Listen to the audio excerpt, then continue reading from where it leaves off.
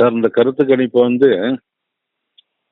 Majority இடங்கள்ல தேசிய ஜனநாயக கூட்டணி ஆட்சி அமைக்க வேண்டும் அப்படிங்கிறதா எங்களுடைய விருப்பமும் அந்த பகுதி மக்களுடைய விருப்பமா இருக்குது.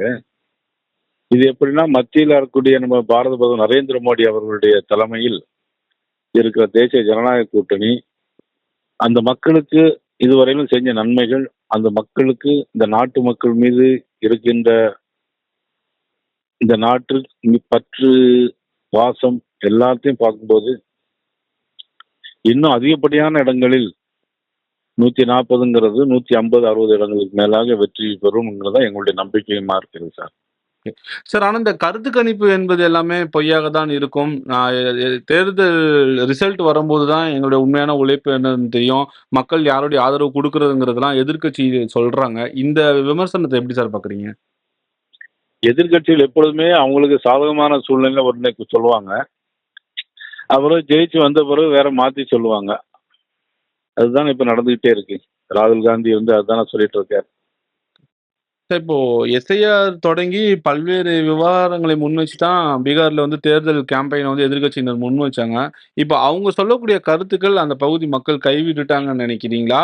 இல்ல சார், என்டிஏ கூட்டணியில உள்ள எஸ்ஏ நானே வாக்குறுதிகளை மக்கள் நம்புறாங்கன்னு எடுத்துக்கலாமா சார்?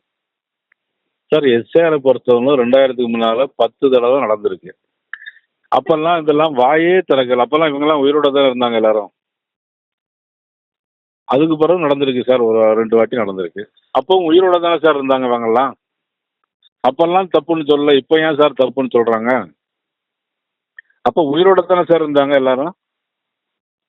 அப்பெல்லாம் இந்த எல்லாருமே இப்ப நீ போராடக்கூடிய கம்யூனிஸ்ட் கட்சி, காங்கிரஸ் கட்சி, திமுக எல்லாரும் உயிரோட தானே சார் இருந்தாங்க. அப்பெல்லாம் தவறுன்னு சொல்ல 2002 நடந்திருக்கு. அப்பெல்லாம் கூட ஒன்றும் சொல்ல. இப்ப ஏன் சொல்றாங்கிறதா எங்களுக்கும் புரியல. அது இப்ப நீங்களே சொல்லுங்க சார். உங்க ஒரு ஊர்ல 10 பேர் இறந்து போயிட்டாங்க. அந்த ஓட்டை நீக்கணுமா வேண்டாமா? இல்லைங்களா? பீகார்ல 65 லட்சம் ஓட்டு சார். 30 லட்சம் பேர் இறந்து போயிட்டாங்க. இன்னைக்கு குளத்தூர் தொகுதியிலேயே 9,000 ஓட்டு அதிகமா சேர்க்கப்பட்டதுன்னு சொல்றாங்க. அதுக்கு ஆதாரபூர்வமா சில கருத்துக்களை சொல்றாங்க. இவங்களுக்கு என்ன பயம், அவ்வளவுதான்.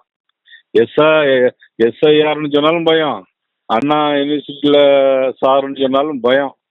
பயத்துல நடுங்கிவே இருக்காங்க சார். இப்போ வேற ஒண்ணும் இல்லை சார். Okay sir. சார், இந்த ஜன்சுராஜ் கட்சியை சேர்ந்த பிரசாந்த் கிஷோர் ஒரு பெரிய மாற்றத்தை கொண்டு வருங்கிறதெல்லாம் பேசப்பட்டு வந்த நிலையில அவருக்கு அதிகபட்சமா 3 தொகுதி வரைக்கும் தான் கிடைக்கும்னு சொல்லியிருக்காங்க. இது எப்படி சார் பார்க்கலாம்?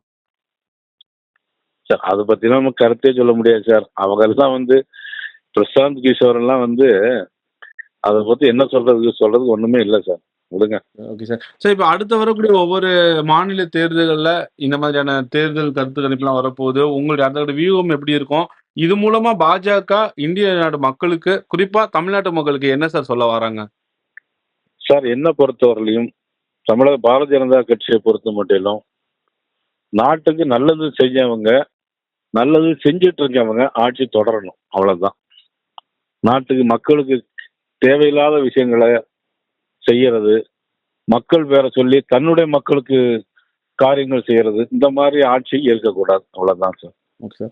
சார், இப்போ பீகார் தேர்தல் கணிப்பு போன்ற தமிழ்நாட்டிலையும் 2026 தேர்தலுக்கு ஒரு கருத்து கணிப்புலாம் வரும். அப்போ எவ்வளவு தொகுதிகள் இந்த மாதிரியான நிலைமைக்கு பாஜக கூட்டணி வரும் சார்? என்டிஏ கூட்டணி. சார், கருத்து கணிப்பில் வரலாம். அதாவது சாதகமா வந்தா ஒண்ணு, பாதகமா வந்தா ஒண்ணுன்னு சொல்றதுக்கு நான் தயாரா இல்லை. எது நடக்குதோ நல்லது நடக்கணும், நல்லது ஆட்சி மக்களுக்கு செய்யணும், யாராக இருந்தாலும்.